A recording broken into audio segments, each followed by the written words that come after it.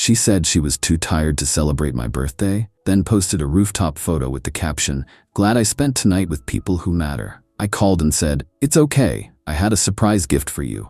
Maybe I'll just return it." She showed up at my door 20 minutes later, smiling, only to find I wasn't home and a note taped to the door that read, "Welcome home, cheater." 17 missed calls later, she's still outside. You know that sinking feeling when you realize the person you've been with for 2 years isn't who you thought they were? That moment when everything clicks into place and suddenly all those little things that never quite made sense finally do? Yeah, that was my Tuesday night. For context, I'm Alex, 32.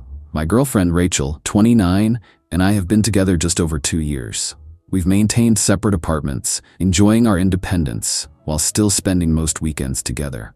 Things had been mostly good, the usual ups and downs, but nothing major. At least that's what I thought. Tuesday was my birthday. Nothing milestone, just turning 32. I'm not big on celebrations, but Rachel had mentioned doing something small, just the two of us. I made a dinner reservation at this Italian place we'd been wanting to try. Nothing fancy, but nice enough for a birthday dinner. Around 4 p.m., Rachel texted, "Hey, I don't think I can make dinner tonight. Work emergency, plus exhausted." Rain check? Disappointed but understanding, I replied, "No worries. Everything okay at work?" "Just the usual drama. Sorry about your birthday. We'll celebrate this weekend, promise. Love you." I canceled the reservation, ordered takeout instead, and settled in for a solo birthday evening. A few friends texted birthday wishes, including my buddy Chris, who's been my friend since college. He and Rachel never quite clicked.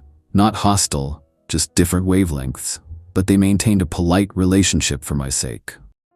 Around 9 p.m., as I was halfway through a movie and some pad thai, my phone pinged with a message from Chris. "Dude, I thought you were having dinner with Rachel tonight?" My girlfriend just sent me this from her Instagram stories. Attached was a screenshot of Rachel's Instagram story, a group photo on some rooftop bar downtown. She was front and center, cocktail in hand, looking anything but exhausted. The caption read, "Glad I spent tonight with people who matter." People who matter. On my birthday, after canceling on me, claiming exhaustion. I sat there staring at that screenshot, takeout container cooling in my lap, as everything began to slot into place. The increasing cancellations over the last few months. The defensiveness when I'd ask about certain friends. The way she'd position her phone away from me when texting. The work events that somehow never had photos. Chris followed up. "Sorry man, Jenna just saw it and thought I should know. Rachel Limited, who can see her stories a while back. Jenna's still on the approved list, I guess." That explained why I hadn't seen it myself. Rachel had apparently curated her social media so I wouldn't see certain posts. How long had this been going on? Instead of firing off an angry text, I decided on a different approach. I called her. She picked up on the fourth ring, loud music and voices in the background.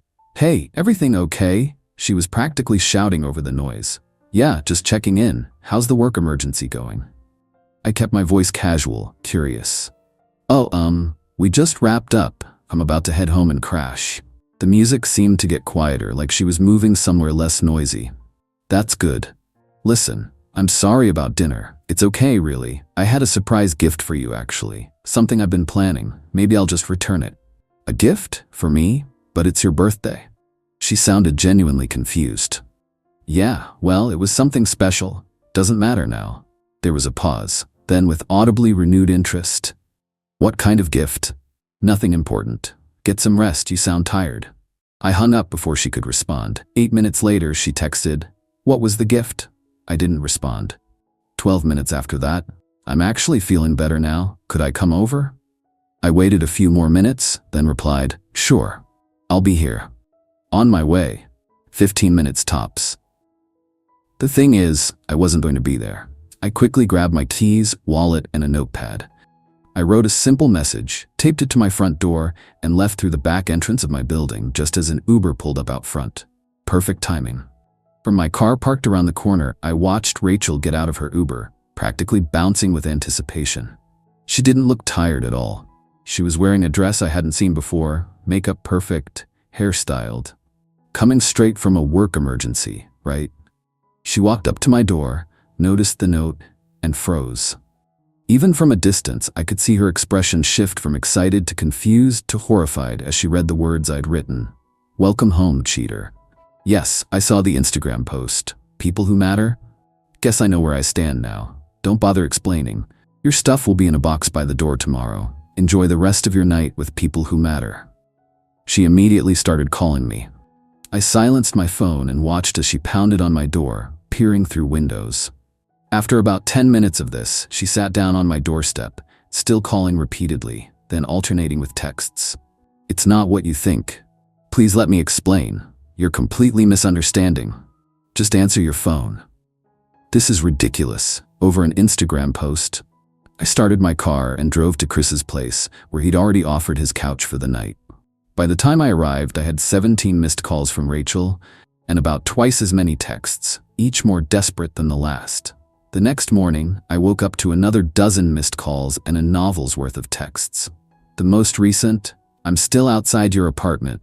It's 6 a.m. Please talk to me. Part of me felt a twinge of guilt. Had I overreacted to an Instagram post? But then I remembered the elaborate lie about a work emergency, the exhaustion, and the deliberate hiding of her social media from me. This wasn't just about one night or one post. This was a pattern.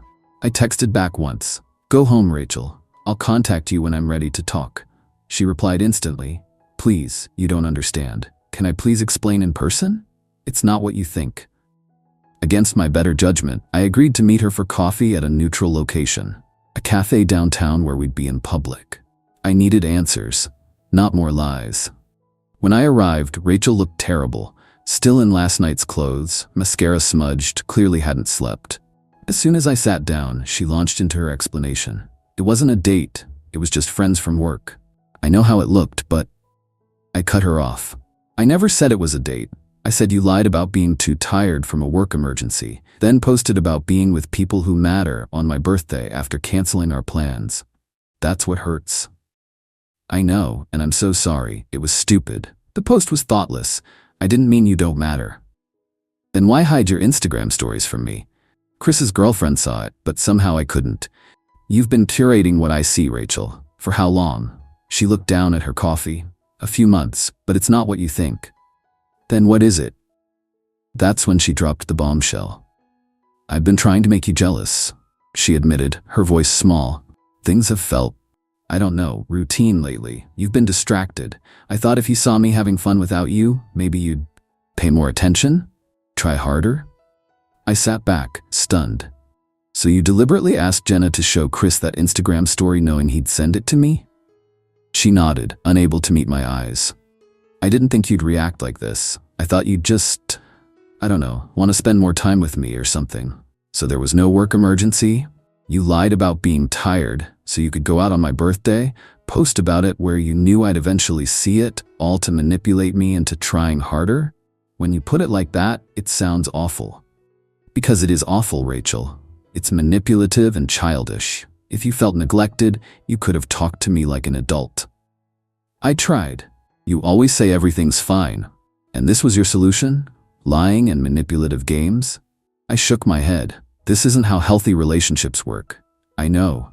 Tears were streaming down her face now. I messed up. I didn't think it through.